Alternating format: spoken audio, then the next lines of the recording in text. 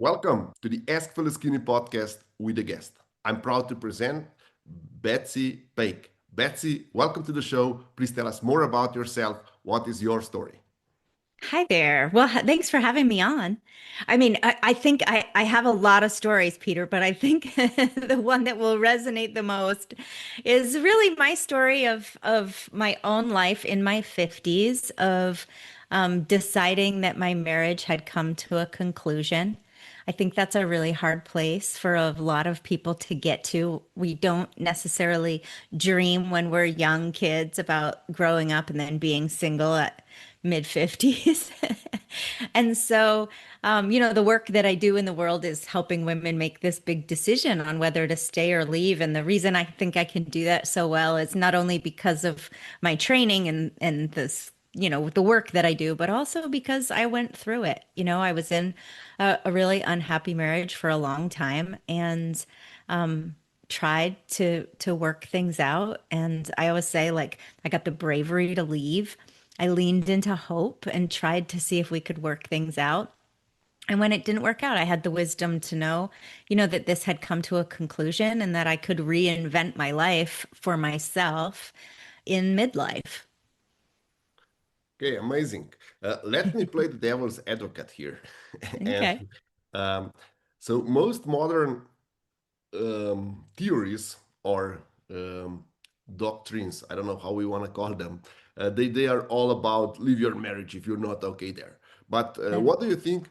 You said that you tried to save the marriage. How important is for for for us to try Yeah. and save the marriage while we are experiencing midlife crisis? Because we don't know who we are.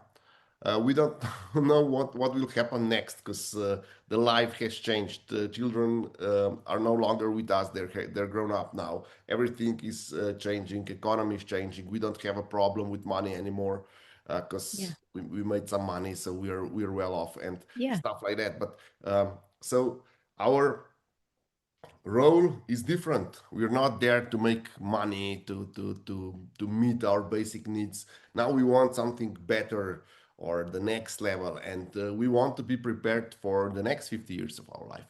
So how should we go about it? Is that just a trend?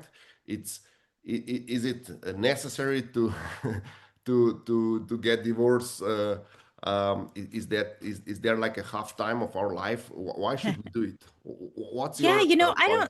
don't think so. I think it's lovely when people stay together. I love when people come to work with me and decide to stay together. I think that's great. I think that everybody goes through changes when they get to certain ages. We go through certain changes when we're in our 20s, different changes when we're in our 30s. Our focus is different in our 40s and 50s. And I think like the midlife thing that we often think about, I think is because a lot of things were probably avoided in the earlier years. And so by the time you get to the place where you're in your 50s or late 40s, you have exhausted yourself. I think it makes for a really healthy relationship to constantly be growing. I think people are, as human beings, we're supposed to be growing. And I think that a really good partnership, the people grow together. They're not the same person they were in their 20s. They're not supposed to be. But I don't think it means you have to get divorced. I think it means you have to be accepting as each other change and reignite things and reacclimate to each other as you go through those different changes. So I think partnership in your midlife can be amazing. I think if you're able to make that happen, I think that what happens a lot is culturally, there are some really big differences as men and women are going through those years. 30s, 40s. And like you say, you're focused on making money. You're focused on your career. Women are typically focused on building their families and taking care of their homes and building a career. Like so they're pretty pooped by the time their kids are ready to leave and go, off to college or, leave the nest, as they say. And then I think what happens is people come back together and they're like, I don't really know you because I haven't been doing the back and forth with you for a long time. And I think that's, that's the thing where I work with women to say, like, is this salvageable? I think it's a beautiful thing to have hope and to lean into hope and try to make things work. I also think that after a long, long time, there's a lot of things that are built up. And, there, I think there's a point where maybe you decide to move forward on your own, but the way that you framed that made me think that that was a failure. And I don't see that as a failure. I just see that as a choice. Okay, so do you think that the till death gives us apart is the it's the concept that we can no longer stick to because of the times that we're living in? Yeah, I think it's the death of the relationship. I don't think it's the death of the people. So, till death of this relationship do we part. I don't think the vows were ever meant to have one partner completely abandoning themselves in order to keep things together. That's not a good relationship. So I don't see that like when you say till death do us part, like those are vows and those are vows some religions use. Not all vows look like that. And I don't believe in the you have to stay together till somebody dies just because you said that when you were 22. So do we have just to come to terms that marriages might or might not be a long-term thing, and it's hard to predict because we will change during the marriage, and if we grow too much apart, then it's just impossible to keep everything together without depression, anxieties, and stuff like that. So it's even more sane or healthy to get divorced. Would you agree with that? I mean, I think what I would agree with is that every single situation is so unique and that being a healthy, whole person is a really important as you evaluate whether you can continue in a partnership. But if you're in a marriage and not a partnership and you're abandoning yourself and your health is being impacted and you're trying and you're asking, and this goes both ways, not just women doing this work, men do it too. So if that's the case, I think it's a really healthy to know this isn't working anymore. Like this, the thing that we stood up and said we would do forever doesn't exist. And I think that's a really healthy place to be. And so, what I like to say is like, is the marriage complete? It's not a failure if you decide to part ways. Nobody wants to go through that. There is not one person I have ever met that decided to get divorced that thought, "Oh, this was the dream. I always wanted this for myself." Like nobody wants that, you know? But there are times where staying with somebody is detrimental and moving forward on their own is really important. And I think that's like a reckoning people have to come to. So basically, we should just we should think how we think about marriage because there's still this romantic expectation of finding the right one and spending the life together. But the reality is that more than half of the marriages are just not working. Yeah. So are we not doing enough, or or has the reality changed so much that it's more luck than the rule that the marriage will last? Yeah. Do you know who Elizabeth Gilbert is? She No. wrote that book, Eat, Pray, Love, which was a movie with Julia Roberts. But she wrote a really good book called Commitment. And it was actually about the history of marriage. And what we have right now as marriage is not how it began. It's not really how it started. And I think that you've got to really look at individually, like how do you define marriage? How do you define partnership? What is it that you want? I think we are handed a lot of things when we're young. Like, this is what partnership is. This is what wives do. This is what husbands do. And we never really decide that for ourselves. And I think that there gets to be a place in our lives where we say, you know what? We're living past 32 now. So, like marriages that are 50 and 60 years long, like I have women that come to me in their 70s, Peter, like in their 70s, and they say, I have been in a miserable marriage for 40 years. I don't know how to keep doing this. Like, what I know about women is that they say when they're unhappy, and that if they've been in an unhappy marriage for 40 years, to me, that means somebody's not listening to them. And so I think that if that's how you define marriage, then I think the continuation of divorce rates will, you know, will be steady. But I think if people are I ready to have another reevaluate, provocation for you because I really want your point of view on that.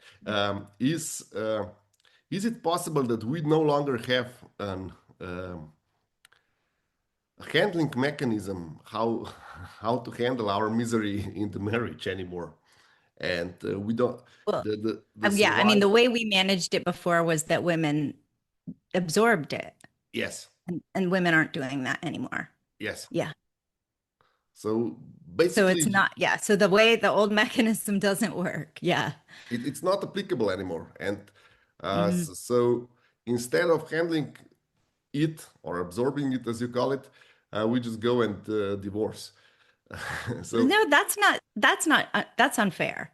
okay, That's unfair. So what I'm saying is that women have always absorbed what's happened. They have kept the peace, swept things under the rug. That's just how he is. That's how it's going to be. And they acclimated. And women are getting to a place now in the world where they no longer have to acclimate. They have the ability to make their own choices, make their own money, live their life the way that they want, and they're allowed to have lives that are happy. And when they're in a situation where they have always been the absorber, I think a lot of women are saying, I'm not willing to do that anymore. Now, there's another option. You don't have to get divorced. You have to come together. But to come together means that the partner and the partnership has to be reevaluated. You know, the if women aren't able to continue the way that they are, then men aren't able to either. And we can just continue to get divorced, or men can stop and say, hey, maybe there's something here for us to learn. Maybe there is a change in the way things are going. And my job, I'm using air quotes, job, as it was defined, in the 30s and 40s to provide and to, put food on the table and provide shelter and all of these things, that's not my job anymore because somebody else is able to do that. So now I have to redefine what does that mean for me? Men need to redefine how do I want to show up in partnership? What does partnership mean for me? Like there can be more for men because that can be a miserable existence of never being close, of never being able to come into true partnership. So there's an opportunity here when women say, I'm not going to do it that way anymore. Men should really be excited about that. They should be, okay, great. Like, what could be different for me then, too? but let me be the devil's advocate once again. Uh, Okay. I believe that we have become the society of entitled individuals, and our inherited goals or what we expect of marriage are just not working anymore because everyone has become so entitled. And we don't see marriage as, um, let's say, as a functional unit that provides shelter and safety and food on the table, but we see it more as a something that fulfills our, let's say, psychological needs as well. And Yep. marriage never was, except for the safety, never was there to. Um, so the role of the marriage was not to fulfill psychological needs, and Says that's what. who? Excuse me. Says who? Where did you get that definition? That Uh, marriage is not meant to fulfill psychological needs? yeah, because the idea of marriage was for the union to breed kids and know who's the father and take care of the lineage. That was the idea, the So original. you're talking about like how long ago are you talking about? In, like 200 years ago, Okay. and Okay. I'm Yep. talking about the marriage that we still have in our Yes. collective Yeah. unconscious, as the Jung would call it. Yeah. And I think that is the biggest challenge, and now we all expect so much more of marriage, so we want to have Sure. a As we wife. evolve. Yeah, as we Yeah, evolve as people and as a society. Sure.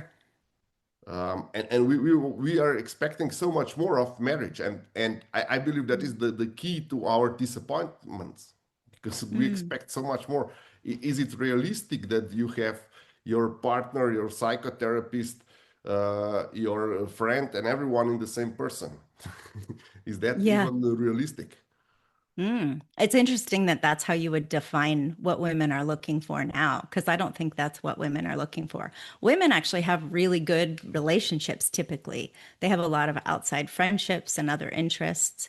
That's a really normal thing. And in fact, that's when we talk about the male loneliness epidemic, it is because men don't have that outside. So I don't think women are looking for men to fulfill everything. I think they're looking for men to not leave everything to them. So for us to, I say us, women, a Mhm. typical gender role of women right now, you know, we work. I mean, I know in my former relationship, I was the breadwinner. I made a lot of the decisions. I was in charge of the finances. I did everything at the house. I scheduled everything at the house. Like it was exhausting. There was not true partnership. And so I don't think like a lot of women are looking for a old school 200-year ago version of marriage. I think they're looking to redefine it. And I think they're looking to their partners to do that work with them. But I think a lot of men benefit from the situation as it had been. And it's difficult to move out of that mindset and accept that there could be another way. Okay, I'll ask you another question that I believe it's Are you important. loving this, Peter? I'm loving Yeah, this. because I'm on the other side now. Okay. So, is it possible to set up a marriage in a way that is mutual beneficial, or it's always win-lose situation? Is there a win-win situation in marriage, or the win-win situation is the just a theoretical possibility it's impossible to do in real life? Yeah, I mean, that's a really good question. I don't know. That's a philosophical question we could probably debate for hours. I mean, I would like to think it's possible. I don't think I don't know any woman out of the hundreds and hundreds and thousands of women that I have talked to and worked with that anybody thinks it's supposed to be great all the time. I think women understand that people are human and have flaws. And I think they also understand that there isn't a world where one person can do everything that they've been doing. And you know, we've seen this rise in divorce rates, but we also saw a decline in spousal death rates. Like divorce hasn't been a negative thing in terms of moving us forward. I think it's just like a new conversation that needs to happen around what does this mean for us now? How do we want to move forward now? And then I think it's even more important. And I think the young people are doing this work where they're evaluating what do I really want in a partner? And is this person able to be that? And if they're not, that's okay. But they're not wasting their time with people that aren't able to adapt to what's coming. Yeah, but are these expectations realistic, or are these just a theory? This is what I'm asking myself, because I Tell want. me, what are the expectations that you see that you think could must only be theory? No, no, it's not that it must be, but um, Yeah. typical what happens with female is like you have to be over 6 foot two. You have to have over $1 million yearly income. Then you have to be fit and all this stuff. And then when we just put, and of course that you have to be empathic and you have to love my parents and you have to accept my friends and stuff like that. And when we put all this down, um, we see that there's just not enough men that can fulfill that. And it's Yeah, I the don't think most expectations are women, unrealistic, and the yeah, vice I versa. don't think most women are really have that list that you just said. Yeah, I, and I know this from being in Facebook groups and uh, like there is that is what you're saying is like uh, a fantasy, like a man would have a fantasy that it's like a model that cooks and cleans and just like I just what you're saying isn't really the truth of what women really want. but Women are let's talk. way more, Let's I talk. think women are much more able to say, you know what? I'll take this, but not this. I want this and not this. Like, Okay, okay. Let's yeah. let's discuss top 5 things that you think that women now are looking in a man. Respect. Okay. I think women want someone that respects them. I think something I hear a lot is women want to be with a man that actually likes them for them and not just for what they can do for them. I think women want someone who's emotionally available and able to connect with them.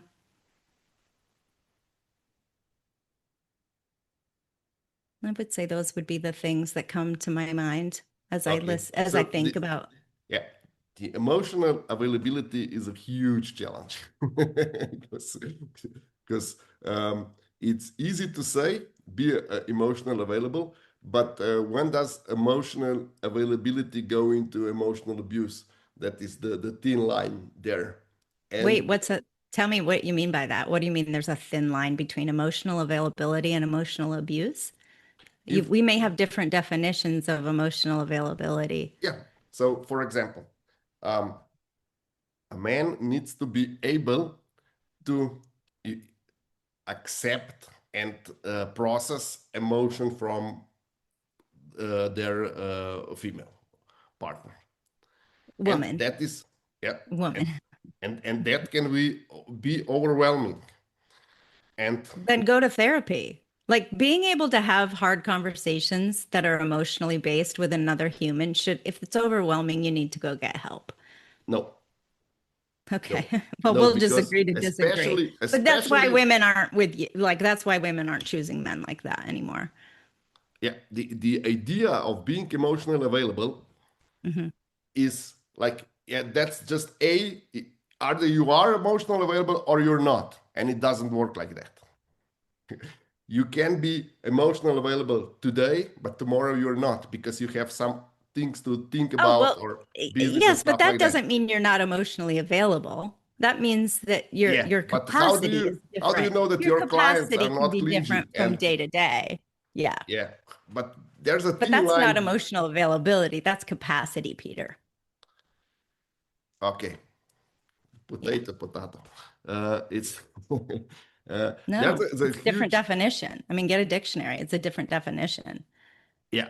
I don't think the biggest problem is how do you measure that, and what is the emotional availability as